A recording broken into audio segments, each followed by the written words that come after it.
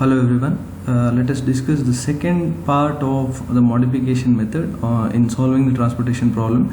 The first part of the modification rule or using the modification rule have been already discussed in the previous video, and now in this particular video we shall continue solving that particular problem. So we have arrived at this particular situation where we have formed a closed loop. So before that, let me explain all the quantities present over here. So here we have already allocated all the values to some of the cells in the matrix. So these are the allocated positions: 19, 10, then 40, 60, 8 and 20. So these are the allocated positions. So we have allocated some units: 5 units, 2 units, then 7 units, 2 units, again 8 units and 10 units. So these are the whatever we have written in the square box. So that shows the allocations in that particular cell, and the other values whatever I have encircled over here, so that is 32, 60. So these are called as opportunity costs. So as we had discussed in the previous video, the opportunity cost, we can find out the opportunity cost using the formula Dij equal to Cij minus Ui plus Vj. So that is a formula to find out the opportunity cost. So we always find out the opportunity cost in the empty cells of the matrix. So we have found out all the opportunity costs, and to check the optimality of the solution, so what we do is we consider these values, we consider the opportunity cost. So that should be 0 and positive. So if the values are 0 and positive, then we say that the solution is optimum. And if the value is negative, then we can say that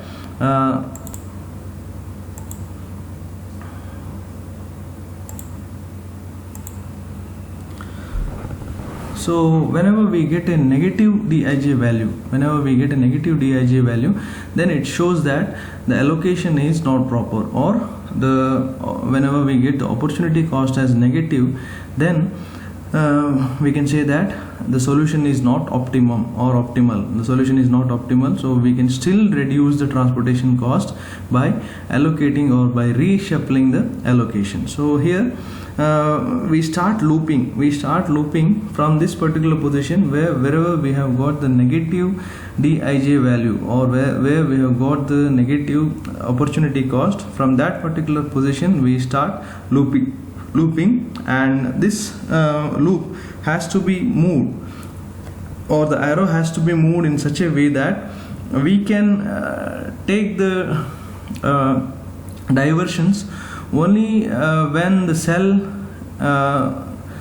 has got allocation, or we can take the diversions through the cells wherever we have allocated the units. So here I move in this way from this position 30 to 60. So this is the direction where I move the loop, and at this particular point, so I have got allocated cell. So you can take diversions only in the allocated cell. So that is why I am taking diversion in this way. So you can move this loop, or you can move the loop from this point to this point. I can take the diversion here also, but there is no allocated cell in the next position. So here also in the upward direction, if I move in the upward direction, so there is no allocated cell. So that is why we need the allocated cell in order to take the diversion. So that is why the loop is formed. So already we have discussed this particular concept in the previous video. Please go through the previous video. So the loop starts from this position to this position. So here again I am taking the diversion. again. So here again I am taking the diversion over here. So from this point again I am taking the diversion towards this point, and again this is again allocated cell, so that is why I can take the turn over here. So here there is no allocation, but we can bypass the unallocated cells. So that is one more rule. So we can bypass through the unallocated cell. So I move through the unallocated cell, and here I have the allocated cell. Again I can take the diversion, and the rule of the loop formation is nothing but, so wherever we have started our looping, so we have to end the loop at the same point. So that is why I move in this direction, and I have got a closed loop. And now the second rule in this particular problem or in the loop formation is, in order to balance the loop, so we take the point where we have started looping, so that as positive, and the very next end or the very next corner, so I have to mark it as negative. And in order to balance it, so if something is added over here, so here it should be subtracted. So that is why here it is plus and here it is minus again in the other corner. So if you consider this line, so here it is negative, so that is why in order to balance that I have positive over here. Similar way, here it is positive plus, and the other end it is negative, so here again negative and positive, so that is balanced. So the loop, we have formed the loop. Now after formation of the loop, so we have formed a closed loop, and the loop has got a balance with positive, and that's what I have told you, positive and negative signs in all the corners. After reallocation, how to reallocate the things, so that we have already discussed in the previous video. So here in order to, I will repeat the same thing, how to reallocate the units, or how to reshuffle the allocations.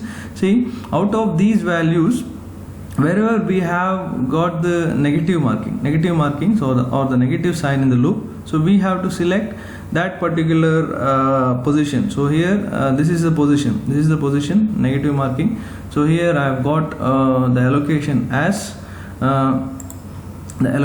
2, so I have allocated 2 in the negative position. So here in the negative mark position, so I have got the allocation as 8. So out of that I have to select the minimum value. Out of the negative signs I have to select the minimum value. So here it is 2, 8 and 2, out of that minimum is 2. So that 2 units has to be added and subtracted to these corners of the loops. So here it is negative, so I am subtracting 2, so 0, the new position. So that becomes, there is no allocation in this particular position. And when I shift to this end, so plus 2, that is 10 plus 2, 12 is my allocation to this particular position. Here it is 8 minus 2, so that is 6 to the new allocated position. And here there is no allocation, but we have to add plus 2, the minimum value plus 2 has to be allocated. So the new allocated position is this one. Now the new allocated position is this one. So that we have shown in the next matrix. So after reallocating or reallocation, we have the following matrix. So that is 19, 30, 50, 10, 70, 30. So this is the new allocated position. So now again we have to check the optimality of the problem, or we have to check for the optimal solution of the problem. So in order to find out the optimality, again the same procedure has to be followed. We have to add the dummy variables. Later we have to find out the Dij values of the empty cells, that is opportunity cost of the empty cells. And if we get the values of the opportunity cost as 0 and positive, then we say that the allocation whatever we have done using looping, so that is optimal. So if we get a negative value, then again we have to continue with the same method. Now how we have got these values, the dummy variable values, 9, minus 12, all those. So already I have explained in the previous video, but I am going through it again. Take dummy variables ui and vj. Now one of the dummy variables should be marked as 0. So arbitrarily we have to take one of the value as 0, otherwise we cannot find out the other values, other ui and vj values. So for that purpose we are taking one of the value as 0. So here in the previous matrix, we had maximum number of allocations in one of the column, but here we have all the rows and columns with two allocations. So hence we can take any of the positions as 0, any of the positions Vj or Ui, any of the position as 0. But let us take again this particular position, V4 position as 0, V4 position as 0. So once we take Vj or V4 equal to 0, we can calculate easily Ui and Vj through the occupied cell. So we have the formula as Ui equal to Cij minus Vj, Cij minus Vj, Vj equal to Cij minus Ui. So the first thing, U1, to find out U1, so just look into the solution here, U1, so already I have written here, but how to calculate it, U1, so see Vj is 0 over here and Cij is 10, so 10, the formula is Cij minus U plus Vi, sorry, Cij minus Ui plus Vj is a formula. So using that formula, 10 minus 10 plus 0, sorry, Cij, that is Cij minus Ui plus Vj, and we have to find out Ui here, sorry, we have to find out Ui. So in order to find out Ui, so what we do is Ui equal to Cij minus Vj, Vj is 0, Vj is 0 in the problem, and Cij is 10, Cij is 10, Cij is 10 and Vj is 0, so Ui equal to Cij minus 0, that is 10 minus 0, that is 10. So I have got the value as 10. So now coming to the next part of the problem. So V1, how to find out V1? V1, see here we have to look into the allocated position. So here allocated position is this one, 19. So Cij value is 19. So we have to find out Vj, we don't know the value, so already I have written here, but I will tell you how to calculate this Vj value.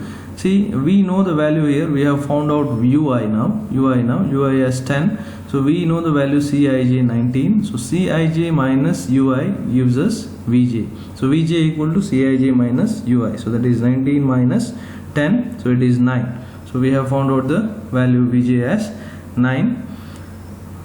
Similar way we have to calculate all the values. U3 it is, see, U3 is this value, since we know that Vj is 0 over here, so we know the allocated position here, it is 20, so Cij minus Vj will give us Ui, so that is 20 minus 0 will give us 20. So 20 is a value there, U3 is equal to 20 minus 0, it is 20. Similar way you have to calculate V2. V2 is C32 minus U3, 8 minus 20, that is minus 12, 8 minus 20. So this is the value 8 minus 20. So C32 that is 8 minus Ui, that gives us minus 12, so that I have written over here. Similar way we have to calculate all the Ui and Vj values. So V3 is, see here, C22 is U2 is C22 minus V2, that is 30 minus of minus 12, that is 42. So here this one, so allocated value is this particular position. So here we have the allocated position, so it is minus 12, we know the value of Vj, 30 minus of minus 12, that is 42 is a Ui value. Similar way you have to calculate for other positions also. The same way we have to calculate V3 equal to C23 minus U2, that is 40 minus 42, it is minus 2. So we have calculated all the values of Ui and Vj, that is dummy variables. So with the help of all these dummy variables, we have to find out the opportunity cost, Dij. We know the formula Dij equal to Cij minus Ui plus Vj. D12. So let us look into the empty positions here. So empty cells. So this is the empty cell. So in the empty cell we have Cij value as 30. Dij, we can find out Dij using the formula Dij equal to Cij minus U plus V. So here Cij value is 30, U is 10 and Vj value is minus 12. So that is why using those values I will find out Dij as D12 position as 30 minus 10 plus minus 12. So using this formula I will find out D12 value, that is 32. So this is the first value of opportunity cost. Second, this D13 position, just look into the D13 position here. D13 position is this one, D13 position, so that is 50. Cij value is 50 minus u plus v, that is 10 plus this one 2. So v is minus 2, u is 10, so 10 minus 2 is 8. So here I will get the value as 50 minus 10 minus 2, that is 8. 50 minus 8 is 42. Similar way I have to find out the Dij values for all the empty cells. D21, that is 70 minus 42 plus 9, that is 19. D31 is 40 minus 20 plus 9, that is 11. Similar way D24 in this particular empty cell, it is 60 minus Cij value is 60 minus 42 plus 0, that is 18. And D33, that is 70 minus 20 plus minus 2, that is 52. So these values we have got. Since all the Dij values, opportunity costs, are positive, we conclude that revised solution is optimal. So revised solution, we can say that revised solution is optimal, and the final solution is as follows.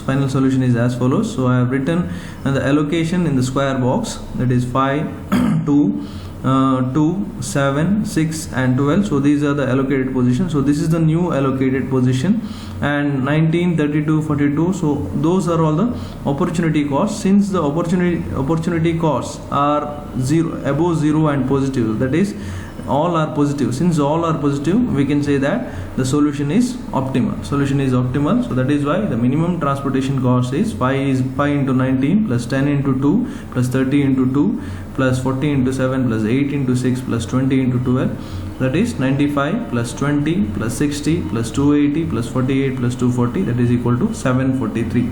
So earlier, when we had used initial basic feasible solution using Vogel's approximation, we got the transportation cost as 775. So now we have reduced the cost.